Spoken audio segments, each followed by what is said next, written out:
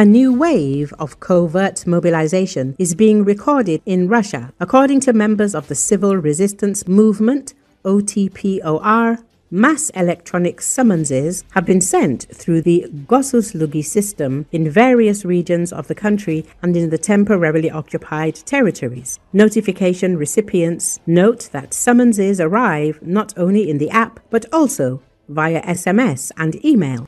According to the movement, reports of receiving draft notices came in almost simultaneously from various regions, including occupied Crimea. However, there has been no official announcement of a new wave of mobilization. The Kremlin traditionally operates covertly to avoid widespread discontent. Thus, as OTPOR reports, virtually all men of draft age in Russia, including residents of the temporarily occupied territories, are at risk of being forcibly sent to the front.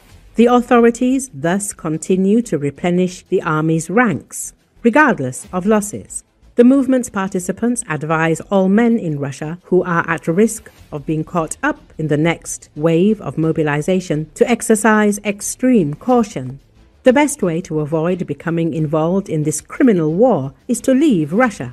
If this is not possible, they should change their actual address, preferably moving to the countryside. Furthermore, they should take basic precautions and avoid leaving home unless absolutely necessary.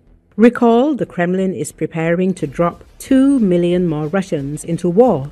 The new law will allow Putin to use the mobilization reserve without declaring mobilization or martial law.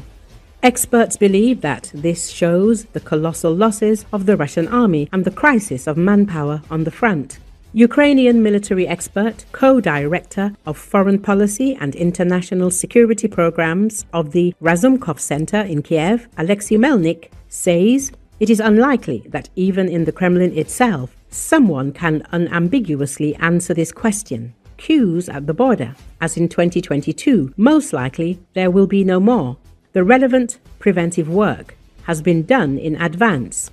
Reservists may try to leave, but they will simply not be released. The system of electronic summonses was recently launched, which also applies to conscripts.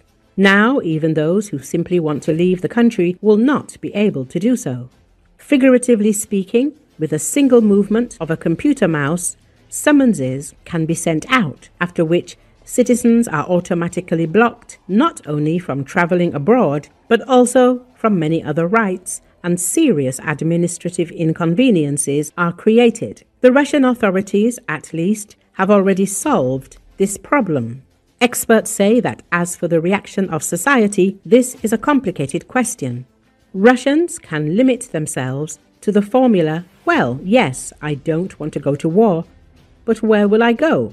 They will go wherever they are told to go. This is one of the probable scenarios. Nevertheless, it cannot be ruled out that local centers of resistance may emerge in some regions or at the individual level. However, this is only a hypothesis. In order to understand what the real reaction will be, it is necessary to wait for the practical implementation of these decisions. It is absolutely obvious that the new mobilization will be another deception. According to the project in question, reservists are mobilized for a period of 2 months. But if no truce is reached during this time, no one will let them go. Most likely, the fate of these same schmobiks, as they called the mobilized of 2022, awaits them. That is, this draft will actually become indefinite, he added.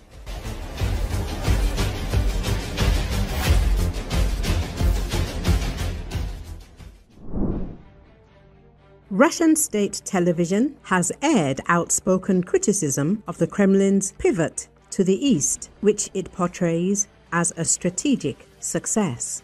On the talk show Evening with Vladimir Solovyov, State Duma Deputy Alexander Babakov stated that Russia's pro-Chinese economic stance has made it vulnerable and dependent. According to Babakov, Chinese investors receive preferential terms in Russia, while domestic businesses face loans with exorbitant interest rates. A foreign investor from China comes and invests in a sausage production plant. Can he do that? He can. What will he do? He'll exchange his yuan for rubles at 1 to 2% per annum and invest them in the plant. We'll be happy. For what? The plant is owned by the Chinese. The profits and dividends go to China, and we as a country are responsible for the return on their investment, the indignant deputy declared. Such schemes effectively deprive Russia of economic independence because income goes abroad and the benefits for the state are minimal. And then some Ivanov comes to the government and says, listen, why such a long road? Let me build a sausage factory. And they tell him, only at 21%. And you can say thank you. We can give it at 25%. And in the end, the factory won't exist. Babakov noted. He called this practice discriminatory against Russian entrepreneurs and questioned the very logic of the Kremlin's investment policy. Is this our investment policy? We expect this kind of investor? Why do we discriminate against our own investors? We don't need this, the deputy protested. Solovyov's unexpected statement on air surprised even the regulars of the propaganda show.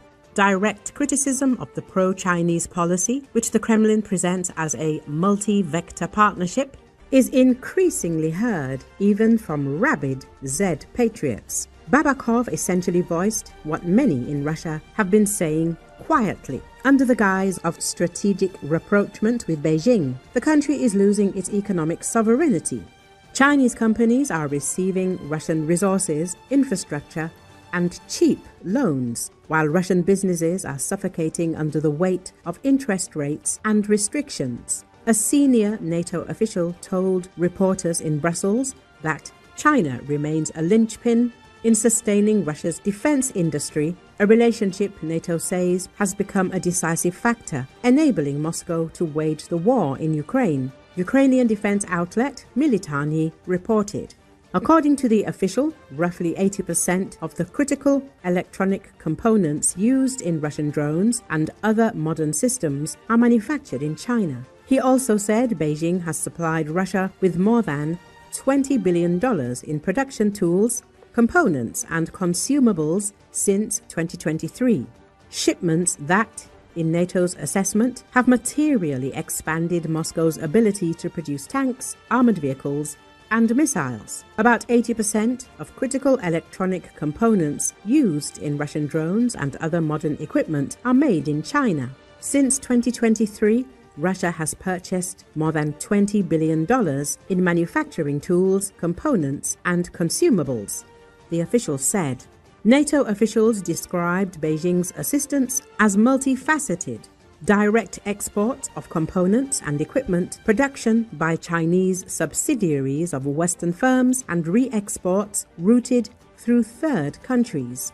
Those channels, the alliance says, have allowed Russia to scale production despite sanctions and supply chain hurdles. The NATO official also accused China of aiding Moscow through non-kinetic means, including disinformation and cyber operations directed at alliance members.